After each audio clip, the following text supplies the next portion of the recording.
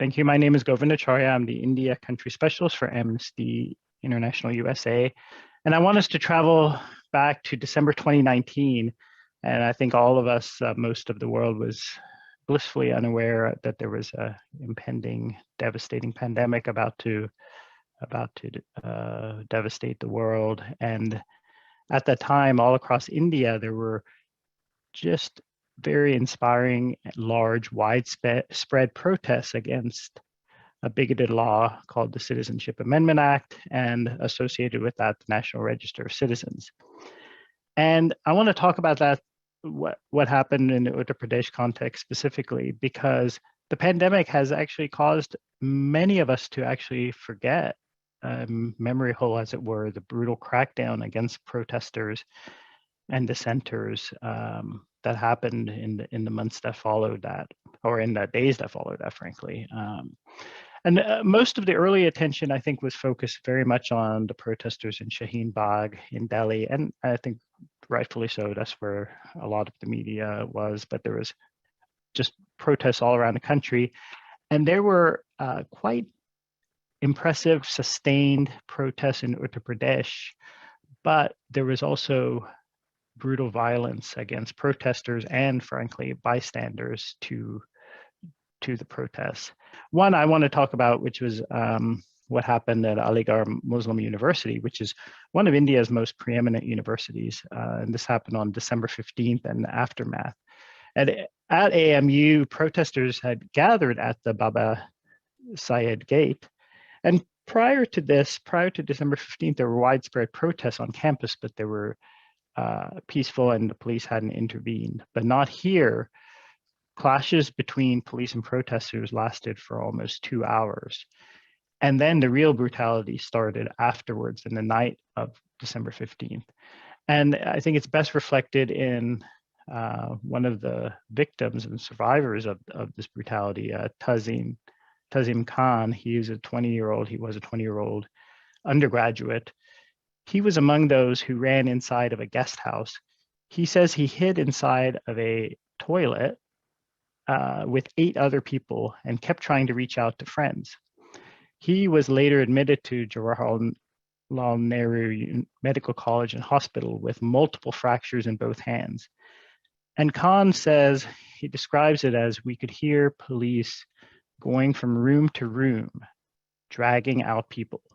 We were inside for around 2 hours when police broke open the toilet door, dragged us out, and thrashed the 9 people there, hurling communal abuses, shouting, quote, "Beat them up, there is no camera here."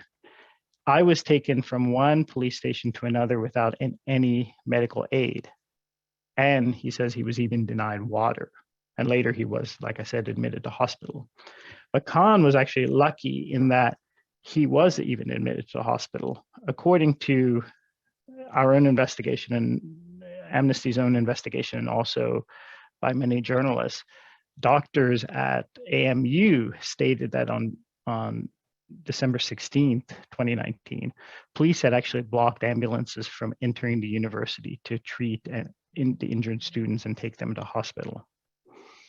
The Allahabad High Court on February 24, 2020 had criticized the Uttar Pradesh police violence against protesters and arrests of peaceful activists. But the UP police said that the use of force was minimal. And so if it was so minimal, I'd like to tell that to Mohammad Naseem of Varanasi, who was arrested by the police in the middle of the night in, it could be December 16th, 2019.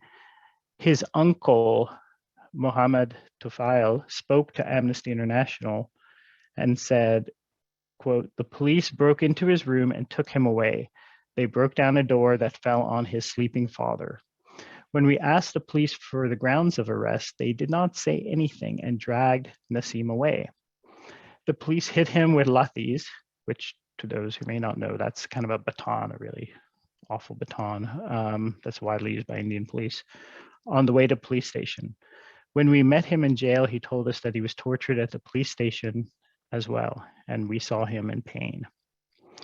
And so the crackdown at AMU and also in other parts of Uttar Pradesh is one way to violate human rights using police brutality during the CAA protests.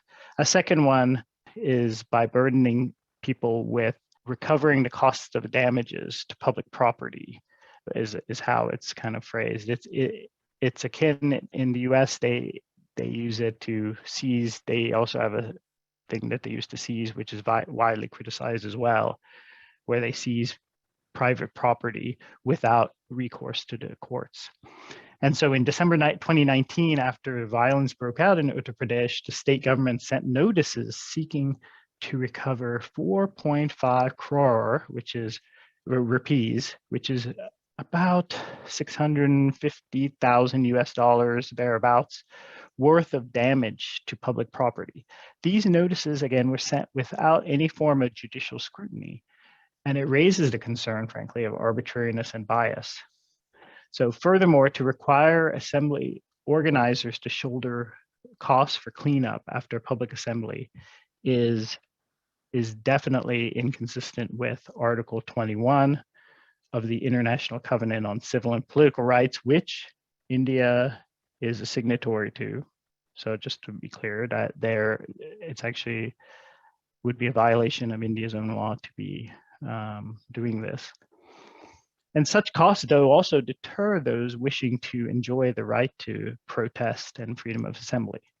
And so I'll just wrap up by saying that these efforts to curtail free speech and to use police brutality so freely in India's most populous state has the potential to be a model, and a model in a very bad way, for other parts of India to use to illustrate how to violate human rights with impunity that's in violation of Indian law and international law. And so we need to make sure that we do everything we can to help stop all of these human rights abuses. Thank you.